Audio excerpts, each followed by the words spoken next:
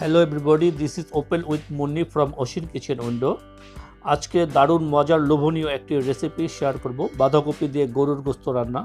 যারা রান্নাটি জানেন তারা তো এর স্বাদ জানেন, আর যারা এখনও বাঁধাকপি দিয়ে গরুর গোস্ত রান্না করে খাননি, আমি বলবো অবশ্যই এই লোভনীয় রান্নাটি বাসায় ট্রাই করবেন। আশা করি নিরাশ হবেন না, কারণ এই কারিটি খেতে খুবই মজার। আর কথা বাড়াবো না, তবে একটি অনুরোধ, যদি আমাদের চ্যানেলটি সাবস্ক্রাইব না করে থাকেন প্লিজ সাবস্ক্রাইব করে বেল আইকন অন করে দিবেন এবং লাইক কমেন্টস ও শেয়ার করবেন please. So let it start.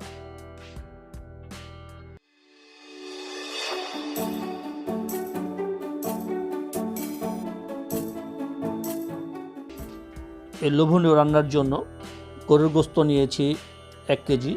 এখানে গরুর গোস্ত বনিন অর্থাৎ হাড় সহ গরুর গোস্ত নিয়েছি, এবং গরুর গোস্তর সাথে কিছুটা চর্বিও নিয়েছি। কিছুটা চর্বি সহ গরুর গোস্ত নেবেন, তাহলে দেখবেন এটা স্বাদ বেড়ে যাবে। আর গরুর গোস্ত একবার বা দুইবার ধুতে হবে। এখানে বাঁধাকপি নিয়েছি, মাঝারি সাইজের একটি বাঁধাকপির অর্ধেক নিয়েছি, আর এটা কেটে নিয়েছি একটু মোটা মোটা করে, যেহেতু এটাকে আমরা কারি করব। ছোট ছোট বা একবারে ভাজির মতো চিকন করলে কিন্তু এটা গলে যাবে, তাই একটু মোটা করে কেটে নিতে হবে। এবং কেটে ধুয়ে একটি স্ট্রেনারে পানি ঝরিয়ে নিয়েছি দেখুন। আর মশলা হিসেবে লাগবে আদা রসুনের পেস্ট 2 টেবিল চামচ, মরিচের গুঁড়া 2 টেবিল চামচ, যেহেতু গরুর গোস্ত একটু ঝাল বেশি দিতে হয়।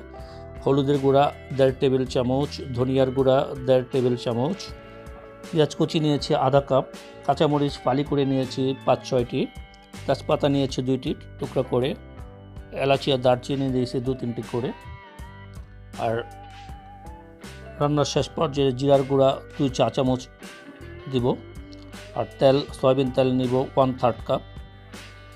চুলাটা অন করে দিয়ে এর মধ্যে প্যান বসিয়ে দিয়েছি। প্যানটা কিছুটা গরম হওয়ার পর এর মধ্যে তেল দিয়ে দিচ্ছি। এখন 1/3 কাপ তেল ইউজ করব আমরা। তেলটা কিছুটা গরম হওয়ার পর এর মধ্যে তেজপাতা এবং গরম মশলা, দারচিনি এবং এলাচি দিয়ে নিচ্ছি। এ পর্যায়ে দিয়ে দিব পেঁয়াজ কুচি, সাথে কাঁচামরিচ ফালিও দিয়ে দিচ্ছি। এখন নেড়ে চেড়ে কিছুক্ষণ ভেজে নিব, প্রায় 2-3 মিনিটের মতন এটা ভেজে নিতে হবে।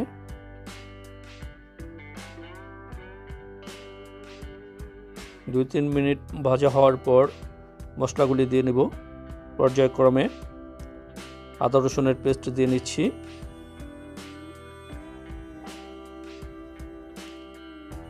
একটু নেড়ে চেড়ে দিতে হবে।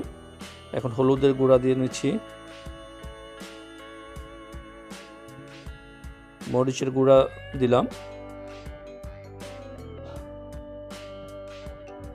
ধনিয়ার গুঁড়া দিয়ে নিচ্ছি।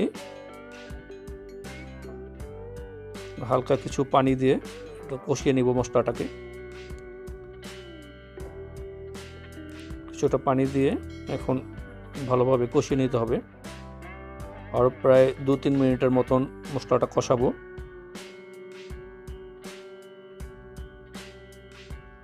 মশলাটা ফুটে ওঠা পর্যন্ত কষাতে হবে। এই পর্যায়ে পরিমাণ মতো লবণ দিয়ে নিচ্ছি, আর লবণটা আপনারা চেক করে দিবেন। লাস্ট পর্যায়ে লবণটা একটু চেক করবেন, যদি লবণ কম হয়ে থাকে তাহলে দিয়ে নেবেন। কষানো হয়ে গেছে মশলা, এখন গোস্তটা দিয়ে নিচ্ছি। যখন মশলাটা কষাবেন, তেলটা যখন উপরে উঠে যাবে তখন বুঝতে হবে যে কষানো হয়ে গেছে। ওই পর্যায়ে গোস্তটা দিয়ে নিতে হবে। আমরা গোস্তটা দিয়ে নিচ্ছি। এখন এই মশলার উপর মিশিয়ে প্রায় 10 মিনিটের মতো গোস্তটাকে আমরা কষাবো। ঢাকনা দিয়ে ঢেকে দিচ্ছি। মাঝে মাঝে কিছুটা নেড়ে দিতে হবে। মাংস থেকে পানি বের হয়ে গিয়েছে দেখুন।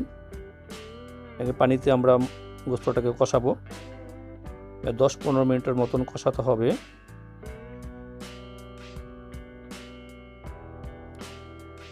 মাঝে মাঝে নেড়ে দিতে হবে। সুপ্রিয় দর্শক, আমাদের চ্যানেলে বেশ কিছু গরুর গোস্তের রেসিপি দেওয়া আছে, এর লিঙ্কটা আমরা ডিসক্রিপশন বক্সে দিয়ে রাখবো, আপনার ইচ্ছা করলে দেখে নিতে পারবেন। কষানো হয়ে গিয়েছে, এখন পানি দিয়ে দিব। 1 লিটারের মতো পানি দিচ্ছি। পানি দেওয়ার পর ঢাকনা দিয়ে ঢেকে প্রায় 25 মিনিট থেকে 30 মিনিটের মতন এটা রান্না করব। গোস্তটা যেহেতু সিদ্ধ হয়ে যায়, প্রায় 25-30 মিনিট পর সিদ্ধ হওয়ার পর আমরা বাঁধাকপি দিয়ে দিচ্ছি। সুপ্রিয় দর্শক, আপনাদের কাছ থেকে সুন্দর সুন্দর কমেন্টস আশা করি। এখানে মাঝের সাইজের একটি বাঁধাকপির অর্ধেকটুকু নিয়েছি, দেখুন। এখন এটাকে মাংসের সাথে ভালোভাবে মিশিয়ে আরও 10-15 মিনিটের মতন আমরা রান্না করলেই রান্নাটা কমপ্লিট হয়ে যাবে।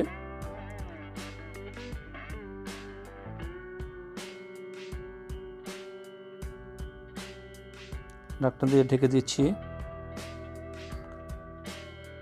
10 মিনিট পর ফিরে আসলাম। রান্নার অনেকটাই কমপ্লিট হয়ে গেছে। এখন আমরা জিরা অ্যাড করব। 2 চা চামচ জিরা অ্যাড করছি। জিরা দেওয়ার পর আরও 4-5 মিনিটের মতন রান্না করলেই রান্নাটা কমপ্লিট হয়ে যাবে। আমি মনে করি রান্না একটি আর্ট, আর এই জন্য রান্না করতে হয় মনের মাধুরী দিয়ে। রান্না কমপ্লিট হয়ে গেছে, চুলাটা অফ করে দিব।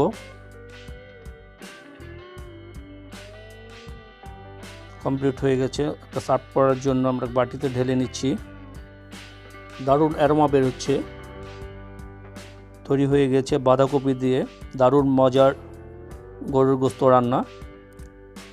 এই রান্নাটি খেতে খুবই দারুণ লাগে, খুবই লোভনীয় একটি রেসিপি। আশা করি বাসায় ট্রাই করবেন। রেসিপিটি দেখার জন্য অসংখ্য অসংখ্য ধন্যবাদ। দেখা হবে পরবর্তী রেসিপিতে। সবাই ভালো থাকবেন। Take care everybody. Yummy yummy. আল্লাহ হাফেজ।